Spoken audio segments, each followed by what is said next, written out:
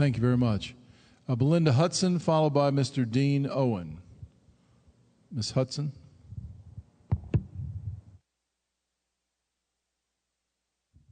Hello.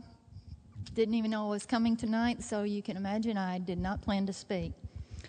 I am a taxpayer, as is everybody in this building. My concern is tax money going for mental health services. As Steve Shannon and Sheena Murphy has spoke before me, I am acquainted with Dr. Sheila Schuster also. 1 in 4 people are affected by mental illness, one way or another.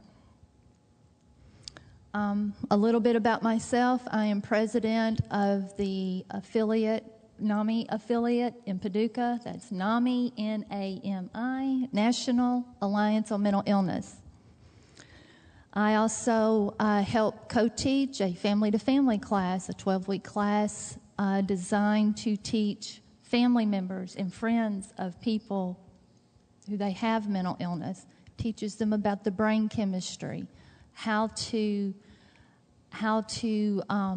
react when your loved one is in crisis. I have served on the Kentucky Mental Health Advisory Council.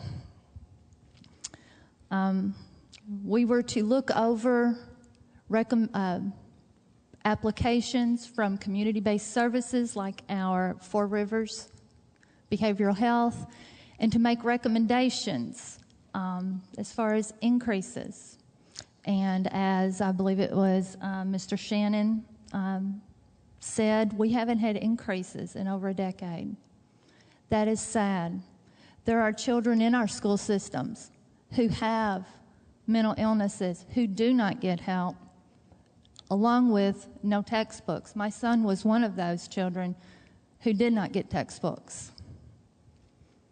And he did not graduate from high school. He had to wait and get his GED.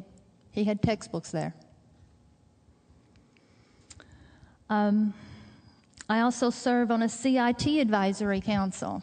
I advise a lot of people. That's why I'm here today. CIT, Crisis Intervention Team Training. It is designed to train law enforcement, city, state, and county on how to react to calls that may involve someone with a mental illness. Along with others in our affiliate, NAMI Paducah, we come to Frankfort and we speak to our legislators. And we hope it doesn't fall on deaf ears. My son is 20, diagnosed about 13 years ago with a mental illness. He was in 5th grade. He had no, other than myself, he had no support. Thank God we have insurance.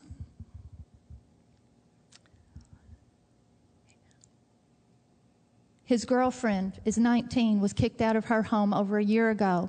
She has mental illness. She has no insurance. She lives with me now, too.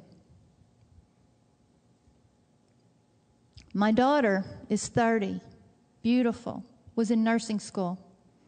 Has lived in a horrible, horrible family life with her husband. She suffered a concussion. Got no help from the court system from that, but a few months later, diagnosed with bipolar. It's in our genetics. Right now, she has insurance until her divorce is final. Less than 24 hours ago, my daughter had to be involuntarily committed to our Lourdes Behavioral Health Program. We call it 2 North.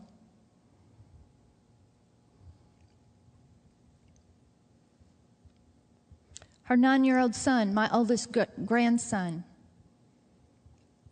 also shows some of these traits. He has OCD, obsessive compulsive disorder. He exhibits signs of anxiety, panic attack. He pulls his hair out. And he has started stuttering to the point he can't make a sentence.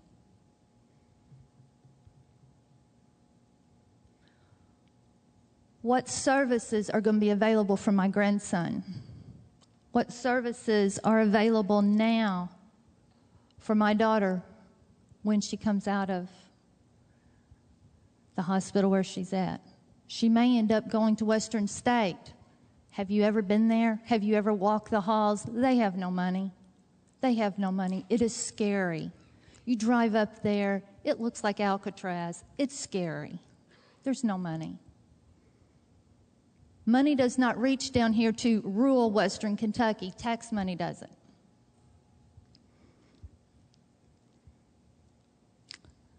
Mental health services in this end of our country, in this end of our state, is so lacking. We don't have programs down here. We don't. We have one community-based service, one psychiatrist that works there that services 9 counties or more. They're overworked and well underpaid.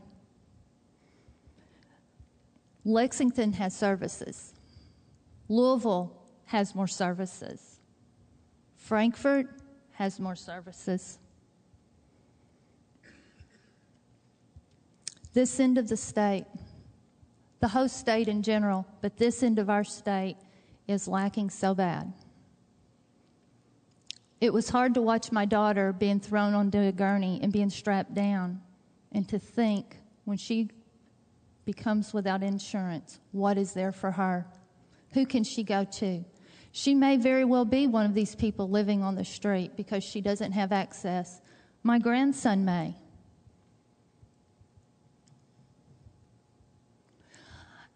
In our support group meetings at NAMI, we have them every Thursday night, 7 to 8:30, St. Matthew Lutheran Church, right on 27th and Broadway here in Paducah.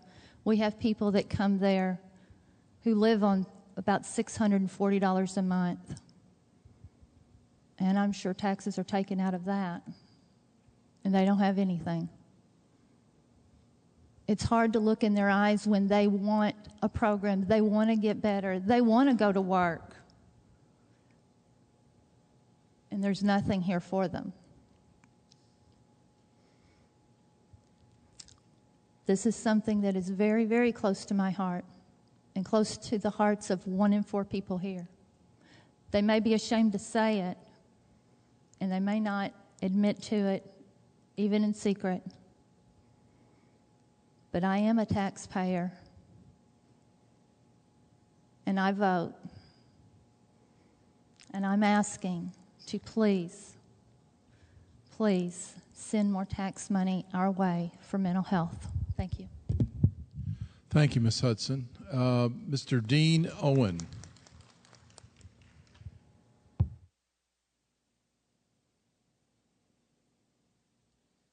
Thank you. Thank you for everybody that's serving. I know you've got plenty of other things you could be doing today, and you're taking time away from your families and trying to do something positive for the Commonwealth, and it's appreciated and noted. My name is Dean Owen. I'm a CPA here in town. My firm prepares tax returns for clients, both business and personal, in about 90 states of America, or 90% of the states in America. So we get to see a lot of states' revenue structures, both personally and business. Sales tax, payroll tax, unemployment tax, it's the whole 9 yards. It's the whole gamut. Collectively, we're doing about 10,000 different types of tax returns a year of various types. Outsourced CFO for about 125 businesses and a financial advisor for about 200 families. If the goal in Kentucky is to actually generate revenue, you're going to have to generate economic activity. The people of Kentucky will only pay so much in tax, and it'll be a percentage of their income. You can go back to the national average, you go back to the states, you go back to anywhere you want to. People will pay a certain percentage of their income in tax, and that's about all they're going to pay. And if you raise the rates higher than that, you do something silly, they're going to hire some guy like me to tell them how not to pay it, legally. And you'll make me rich, but you won't get yourself any money. And that's just the honest truth. That's what guys do. Some of the people that have spoke tonight pay me to do that. So that's the real world. You've got to keep the tax rates at a very competitive advantage. A recent example of that was, as we know, Illinois has done a a horrible job of managing its budget. And if we look at the state of Illinois, what they've recently done with their tax laws, and the loads they put on small business owners, the state of Illinois actually made me some money. Because what happened was businesses wanted to relocate out of Illinois, and they started looking at Kentucky. So we started having that conversation. But inevitably, once they started talking about moving south out of southern Illinois and into Kentucky, they also looked to Tennessee, and that's where those 600 jobs landed. It was more than a few of them. So if Kentucky's not going to have a business-friendly environment, well, that's what happens. Those jobs went straight across that Ohio River, and they kept straight on going down south, crossed over into Tennessee, and Tennessee got the revenue off of those jobs. The people of Tennessee benefited from the economic activity there. And just like everybody else from Kentucky, I would have loved to see them here, and I was an influential player in that decision. But the math just doesn't work. That's what businesses are going to do. We talked about a little bit about right-sizing government, and that's something you have to do. I've got a couple ideas, because revenues and taxes and expenditures are the opposite sides of the same coin. Recently, taking a trip with a couple of my staff, took the back roads to get over I-24. We got stuck up with the road crew trying to clean off some limbs off the side of the road. Real quick numbers in my head said they had about $3 million worth of equipment and 12 people doing a job the private sector could have done with 2 men in a truck in half the time. How much did we spend on that? How much did we spend on equipment, maintaining that, paying that payroll to do a job 2 men in a truck could have done? 3 months earlier, out in front of one of my offices, where the state is out maintaining a road and cleaning out a culvert. I figured there's about $4 million of equipment out cleaning this culvert. 8 bodies. Doing a job Bobby Theobald, just one more guy in town, could have done with a backhoe in about 2 hours. Let's talk about right-sizing things. Let's talk about figuring out what does the state do well and do that. And what does it not do well? Stop doing it. We'll talk about the money for the schools. We'll talk about the money for the mental health. We'll talk about the money for this, that program. All of them worthwhile programs. Quit spending it stupid. Then we don't have the revenue problem. Kentucky's revenue code is about halfway in the middle. About half the states are better, about half the states are worse. It's not anything to brag about, and anything to really complain that much about. But if you want to fix that, that's an easy one. Several different folks I know are CFOs of school districts in this area and in others. It's a running joke among them. If you want to cut the school construction budget by 1/3, make a simple rule. No board member's name can be on a plaque in the school building. How much are we spending on school construction? Cut it by 1/3. We're not talking, you want to pay for those textbooks for those kids? What do you want? You want to build them with somebody's name on it, or you want school books? This isn't rocket science. One of the things is we've decoupled the Kentucky tax system from the federal tax system in several different ways, primarily on a depreciation schedule. What that does is it changes the depreciation schedule for Kentucky versus federal. What that does, it determines how quickly or slowly does Kentucky get revenue. It wants revenue faster. It doesn't get more revenue, it gets it a year or two faster. In exchange, you get a much more complicated tax system, you get much higher compliance cost. It's stupid. Stop. Put it back together. Depreciation schedules are depreciation schedules. If you want revenue somewhere, get it somewhere else. Don't try to monkey up an already working system. Because when you do that, now you've got to have your own examiners, you've got to train them, and you've got to train all your auditors to do the job the federal government's already doing for you. Why do what somebody else is already doing? It's stupid. Again, excess taxation, if we start doing silly things, guys are going to pay me. I tell clients frequently, I've got this bookshelf over here, and it starts down low, and as you go up the bookshelf, the tax plans and the tax ideas become more and more expensive. Guys at the state and the revenue cabinet and the legislature have got this shelf over here, and it's full of books. And the higher they go, the more money it gets them and the more people it ticks off. So the higher they go up on this shelf, the higher we go up on this shelf. People with money and the people of Kentucky are not sheep waiting to be shorn. A fair system's a fair system. Look at the states that are doing well. This is not rocket science. Look at what works and go do that. You don't have to create a new system. And again, I really appreciate you guys taking the time to hear somebody say this stuff. But take that message back. It's not rocket science. It's not hard. Do what works other places. You'll get what other people have gotten. Again, and that's the question. I guess we've got to ask the question, do we want Kentucky to be a state of producers or not? If we do, reward production. Thank you. Thank you. Thank you, Mr. Owen. That's the last name that I have on the list. And I don't see anybody standing up or raising their hand, so I want to be sure everybody had an opportunity. Oh, yeah, Bill. Bill Usher, come on up and say a few words, if you'd like.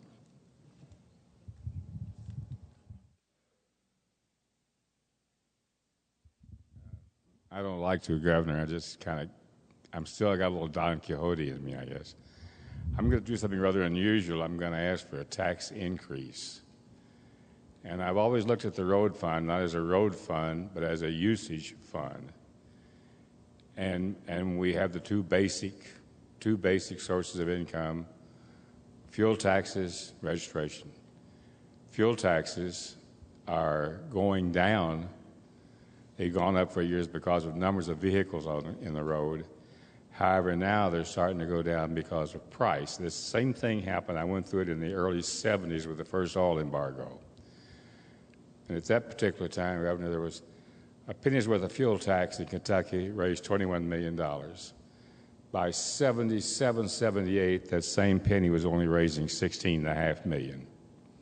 Now we're getting, but our problem now is we're caught on cost. We're caught on two different bases. First of all, the number of vehicles on the road have increased, both trucks and cars. The ratio, oddly enough, still bears up 11% trucks. This is on the interstate. 11% trucks, 89% cars. Those numbers were the same numbers that came out of the test in the 50s in Illinois. So the ratios still remain the same. However, the same automobile that I had in 73, I was getting about 13 miles to the gallon, had a little horsepower in it. I've got one now with a little bit more horsepower in it, and I'm getting 26. My trucks used to get 4.5 miles to the gallon. Now they're getting around 6. So our fuel taxes are not keeping up with our usage. And the expense comes in with the numbers of vehicles on the road and the age of the infrastructure is aging and is calling for repair. But our problem really exists in the fact that it should be a use-type tax, not a road tax. Think of the person who's using the highway as paying for it. When we get electric cars, that guy spends $20, he gets the same privileges I do. And I'm paying up 10 cents a gallon and a bunch of it every day. That is not fair. A good tax is one that is easily administrated, without much cost, and fair and enforceable. And if you move some of the tax, which had been on gasoline, move that over to registration on the vehicles, trucks and cars, you'd have a great increase, and all the people using the road would be paying their fair share. Because the guy with the electric car shouldn't be allowed to drive down the same road for $20 a year where we're paying for gasoline. This would include the bicycles, motorcycles, everything to make it fair. It wouldn't cost a mill to collect it, because all the laws are already in existence in the state to handle illegal or out-of-state registration, people coming in, especially people in Louisville. That's what's wrong with your bridge problem. It's not the fact you tried to do it wrong. It's just the money isn't there because we haven't kept up with the road tax. And I drive, unfortunately, I have to drive a lot now to Louisville and back, and my car hits those potholes. That doesn't know whether I'm a Democrat or a Republican. It treats us all the same. And so it's got to be a bipartisan issue, and it won't do any good.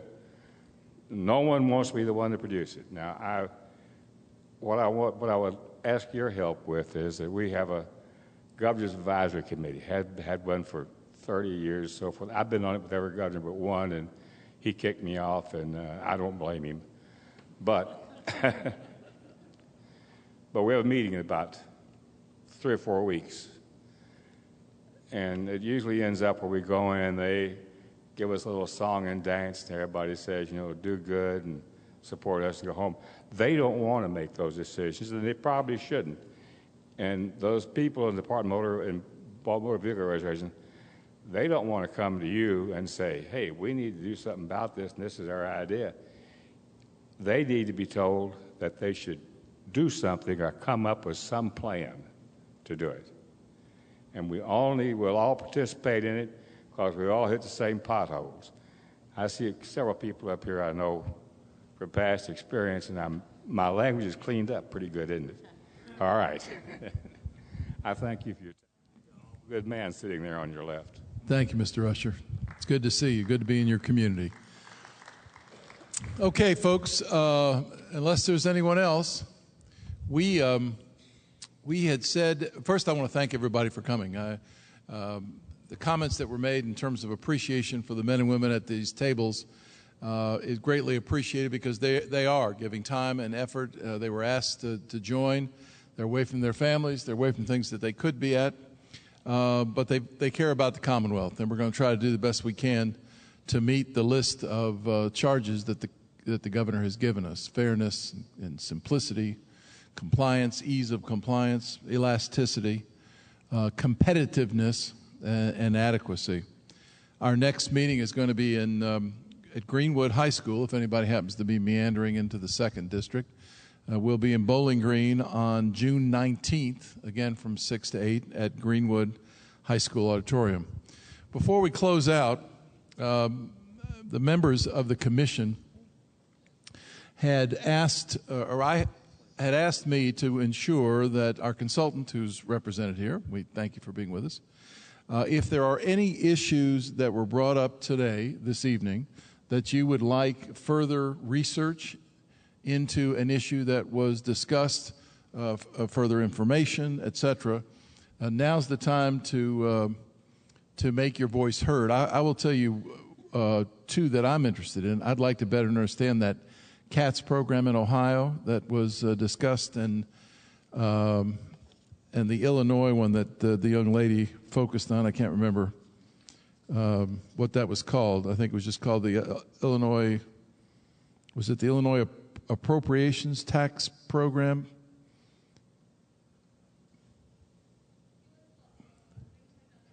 Yes. What was that called? Net replacement tax. Illinois net replacement tax, along with the Ohio commercial activities tax. Did I say that right? Those are two I'd like to know a little bit more about. Anyone else on the commission?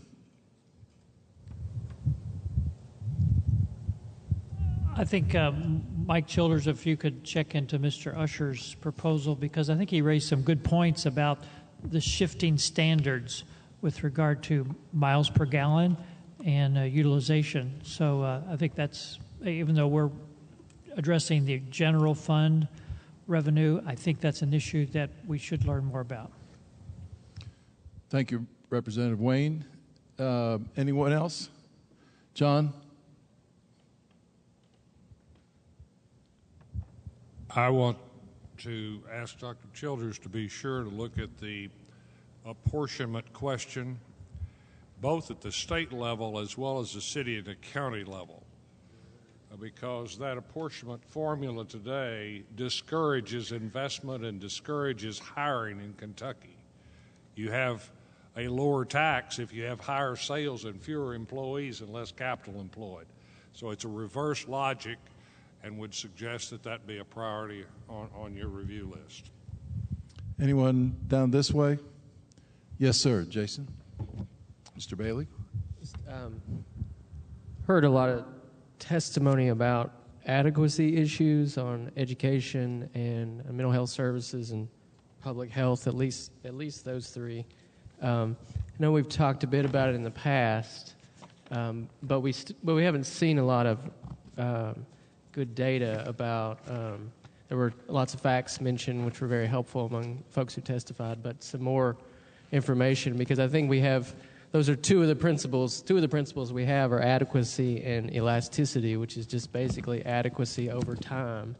And I think to make good decisions about those and to weigh those principles appropriately when we make our decisions, we're going to have good information about the kind of cuts that we've heard about tonight. Yes, ma'am. We had a short, but I thought very effective presentation on the cigarette excise tax, Mike. And, you know, one of the things, and I'm not real sure how we as commission members are going to look at this, but one of the things you look at when you look at something like the cigarette excise tax is that win on health care costs. And you know, it's hard to quantify that, but it seems to me that as we look at some of these taxes, we ought to look at those that have that kind of benefit. So it's not just the revenue that's coming in, but what does it mean when we have fewer kids that begin smoking, or when we have fewer pregnant women that are smoking during pregnancy? And, you know, can we quantify that in terms of almost a cost-benefit analysis? And I would like to go back to the adequacy that Jason raised, because I think raised this at every commission meeting. And we heard a lot from education, we heard a lot from behavioral health and public health. And I would submit that education and health are inextricably linked, that you can't have economic growth without one and both. And I don't know if there's some way to look at those kinds of offsets in a way. You raised the question, I think, at our last meeting about not just looking at per pupils expenditures, but what are those kinds of barriers that get in the way of Kentucky kids learning. And I would submit to you that it's the lack of health care, particularly mental health services. And I don't know if there's some way for us to, again, look at that, so you're not just looking at money, but you're really looking at, you know, kind of long-term investment. Thank you, Dr. Schuster. Anyone else? Okay, this concludes our meeting. Thank you all so much for your time, and we're going to try to do the best we can by the fall. Thank you all.